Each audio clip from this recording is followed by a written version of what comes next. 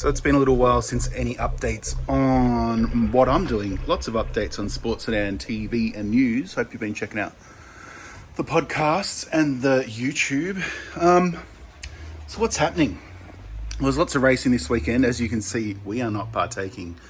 So what have we been doing here? Well, what have I been doing here? So fitted up the diffuser.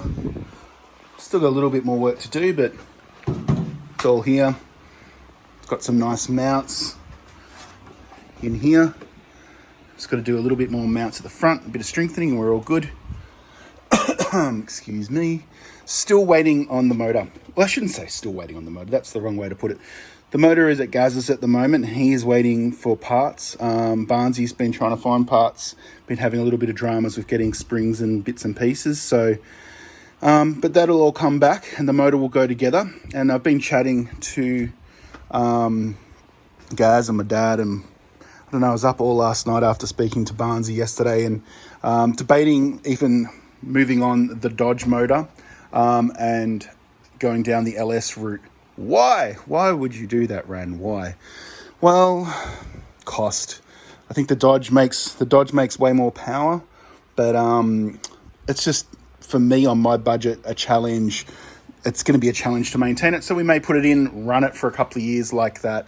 And at the same time, I'll save my pennies for for an LS. And Haltech have got a new ECU PDM set up for it. And I can go to one of their dashes, and comes with wiring, and it's not that expensive. And probably just need to make up some engine mounts and adapt our exhaust and a few bits and pieces. But moving forward, I could run it on Pump 98 or E85, which is substantially cheaper than the race fuels now, which is $5.50 a litre.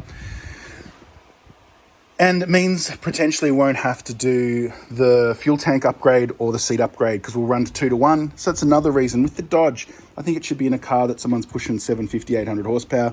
We were going to bring it back to about 600 to meet the 2-to-1 regs. An LS is going to do that quite easily. That's at the flywheel, by the way. Yeah, so it's just going to be a lot cheaper to run for me. So if anyone's looking for a Dodge motor, obviously if we can't sell it, we're going to run it in the car. We'll have some nice fresh bits in it. It's an early Elliott Enterprises motor. It's a weapon of a thing.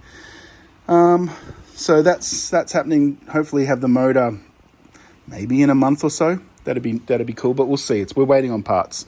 What else? It's just lots of little jobs. Everything's sort of pulled aside. I've been doing a lot of cleaning up. Yeah, won't bore you with too much more. I keep debating whether I sell the Calibra and keep it. Obviously, it's a friggin' awesome car. But, yeah. Anyway, big thanks to Penrite and Turbo Smart, Sunbury Autobarn, and everyone that follows along. Hopefully bring you some more updates regularly in coming months as we start putting things together and hopefully firing it up. Cheers, everybody.